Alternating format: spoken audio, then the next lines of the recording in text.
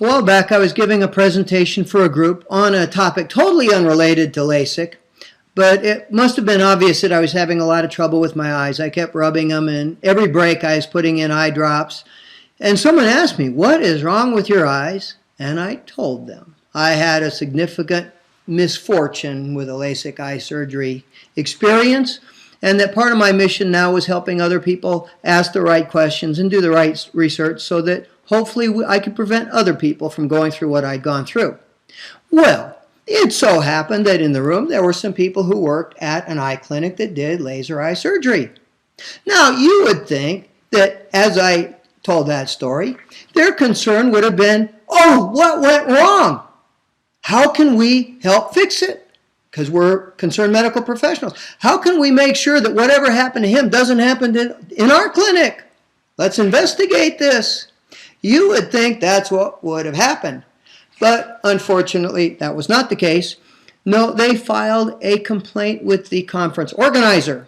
"How dare you hire a speaker who's going to come in and say bad things about the way we make our living?" And you know, that's just a reflect. And I think they're probably excellent clinicians. I think they're probably good people. Don't think they meant anything bad by that. But it is a reflection of this incredible code of silence within the LASIK industry. I mentioned in another video, the producer of a national television show in Canada called Hindsight 2020 did a 15-minute special on LASIK. There's a link on this website. And the producer told me, this isn't on the video, but he told me when we were talking as he was doing his research, he said, "I have never seen anything like the way the LASIK industry has circled the wagons to protect incompetent providers, unethical LASIK mills, and deceptive, fraudulent advertising." It started back in 1999. Let me read you this. 1999, LASIK was really just getting started. And I got this from a report filed in April 2008, a call for the discontinuation of a harmful procedure. And it quotes Margaret B. McDonald, who the report says is a noted refractive surgeon and was then chief medical editor of Eye World magazine. And, excuse me, what she said in an editorial in that magazine was this: "We are only starting to ride the enormous growth of LASIK in this country. There will be more than enough surgeries for everyone to benefit if we keep our heads by sharing information honestly and openly." That's good. But then listen to this. "And by resisting the temptation to criticize the work of our colleagues when we are offering a second opinion to a patient with a suboptimal result." In other words, if somebody has a bad result, cover it up, sweep it under the rug. Don't worry about somebody else going to that incompetent surgeon and getting the same kind of thing. I don't feel strongly about this or anything. One of the things that's very clear is that the industry, rather than facing the inevitable problems they're causing, rather than fessing up to it, rather than saying, yeah, we do have some problems, they're sweeping it under the rug. They're pretending like it doesn't exist. They're giving it other names like side effect or complication instead of calling it what it really is, an adverse outcome.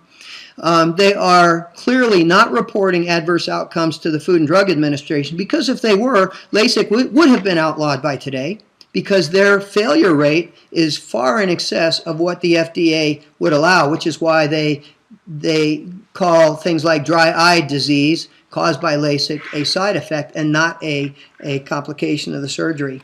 There's an audio online. It's very illuminating. You can find it on YouTube. There's a link on my website. It's very short. It came out in a lawsuit against a LASIK eye surgeon.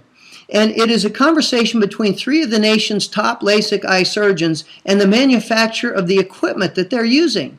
Now, these are surgeons who are in public saying, we've got all the bugs worked out, we've got a 95 or 99% success rate. We'll get to that in a minute. But in this secretly recorded telephone conversation with the manufacturer of the equipment, they're saying we're having failure rates of 30 to 45%, and they're complaining something's wrong with this equipment. They never told the public that it was under this cone of silence that the industry operates under. They never told the public that, but they were telling the manufacturer there's something wrong with your equipment. Now, presumably they have fixed whatever flaw it was that was damaging the eyes of their patients and causing them to have to do multiple quote-unquote enhancements, second surgeries on these patients. And here's something that's really sort of fascinating in a morbid sort of way. The industry used to say we have a 95 satisfaction rate. And they'd cite these market research studies, which frankly would not get a passing grade in a market research class. But they would cite these studies that 95% of their patients were quote-unquote satisfied. And that's because they didn't track and didn't want to track real success rates. And then people started pointing out, if you're doing 700,000 to 1 million procedures a year, that means that 35 to 50,000 people every single year are having their eyes permanently damaged, are unsatisfied with the outcome. If an orthopedic surgeon made that kind of claim, I only cripple one of every 20 patients. If a heart surgeon said, only 5% of my patients die as a result of the surgery I'm doing, not only would their procedure be outlawed, they would be disbarred from the medical profession. What did the LASIK industry do when people started pointing out 95% isn't that good? I mean, it's great odds in Las Vegas, but it's not that good when you're talking about somebody's eyes. What did they do? They arbitrarily raised it to 99%. They didn't do new studies. It wasn't like everything got that much better. They just pulled a number out of the air that was more defensible than the 95%. In another video on this website, I mentioned a trial lawyer who has successfully filed several multi-million-dollar lawsuits against LASIK eye surgeons, saying LASIK is the Wild West of medicine.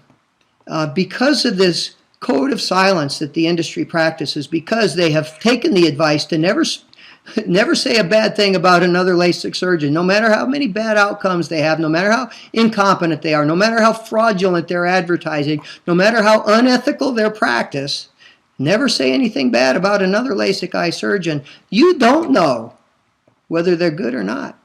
I walked into the Wolf Eye Clinic. I was so impressed. They have this big waiting room. They have, everybody's very nice.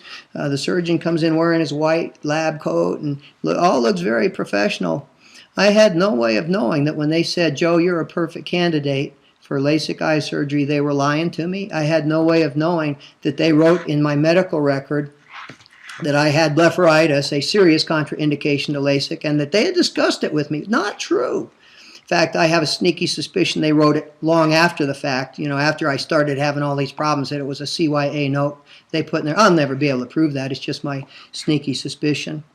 LASIK, because of this code of silence, LASIK is the ultimate buyer beware. Caveat emptor. It is your responsibility. There was a Washington Post article some years back that said, don't trust anybody when it comes to LASIK eye surgery, especially not the LASIK eye surgeon. Do your own homework, get lots of opinions, think about it, sleep on it, get references, talk to people for whom it didn't go well, and ask them, how well did they support you in the aftercare? And if the LASIK surgeon says, I've never had anybody for whom it didn't go well, walk right out. Buyer, beware. That's you. You're the buyer. Beware.